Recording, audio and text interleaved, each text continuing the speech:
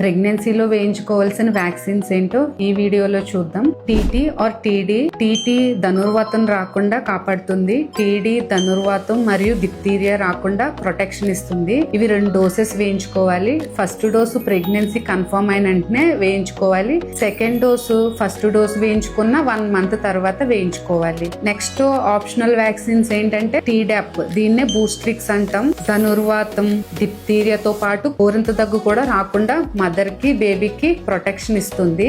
ఈ vaccine around 7th 9th month వేయించుకోవచ్చు. Usual గా 28 వీక్స్ కి వేయించుకోమని చెప్తాం. నెక్స్ట్ ఆప్షనల్ వ్యాక్సిన్ వచ్చేసి ఇన్యాక్టివేటెడ్ ఇన్ఫ్లుయెన్జా వ్యాక్సిన్.